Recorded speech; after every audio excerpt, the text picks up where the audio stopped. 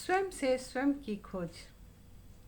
हम स्वयं को तो खोजते नहीं हैं, लेकिन हम कहते हैं हम बहुत दुखी हैं, हमारा मन बहुत दुखी है, किसी ने हमें दुखी कर दिया है। लेकिन कभी हम स्वयं को नहीं खोजते हैं कि हमारे ये जो दुख का कारण है वो हम स्वयं हैं। दूसरा तो कोई हमें दुखी कर ही नहीं सकता।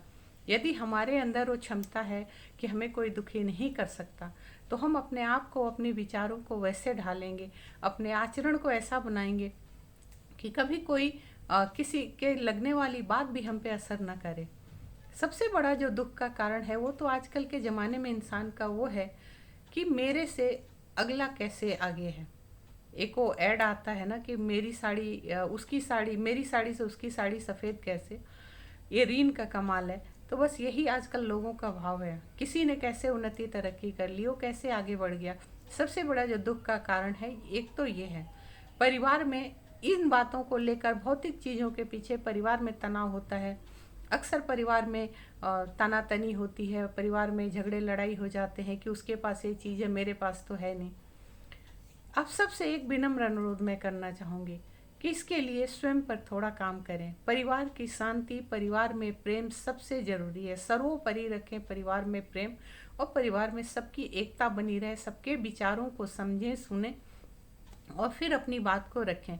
अगर परिवार में देख रहे हैं कि हाँ, किसी तरीके से आपकी वजह से अगर कोई अशांति है, तो उस चीज़ को बैठकर बातचीत से उसे हल करें। अशांति ना पालें घर में, दुखी कभी ना हो। स्वयं को परखिए, स्वयं को जानिए, क्योंकि ये जो सुख और दुख है ये हमारे ही बनाई हुई चीज़ें हैं। इनको कैसे हम बैलेंस करें, इस दुख को हम सामना करें, लेकिन ओढ़े नहीं।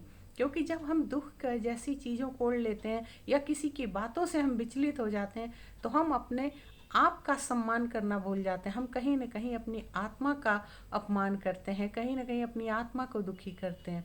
और ये जो आत्मा है ये परमात्मा का अंश है। तो सदैव ये प्रयास करिए कि अपनी आत्मा को दुखी ना करें। किसी ने 5,000 का अगर खरीद लिया कोई चीज़, आपने 50 रुपये का खरीद लिया, आप उसमें 50 रुपये में हैप्पी रहिए, लेकिन आत्मा को दुखी न करिए। आत्मा जो है ये आपसे सम्मान चाहती है। अपनी इस आत्मा को सदैव सम्मान कीजिए। परिवार में तालमेल बिठा कर रखना चाहिए। और ये सब कुछ तभी संभव होगा जब हम स्वयं से स्वयं को खोजेंगे, जब स्वयं से स्वयं की आकलन करेंगे। क्योंकि हम जब स्वयं से आकलन करते हैं तो हमें अपनी त्रुटियां साफ साफ नज़र आती हैं, और जब त्रुटियां नज़र आती हैं तो हम उसे दूर भी करते हैं। आप सबसे अनुरोध है, कृपया मेरे चैनल को ज़्यादा से ज़्यादा लाइक करें, सब्सक्राइब करें। हरे कृष्णा। फिर मिलेंगे।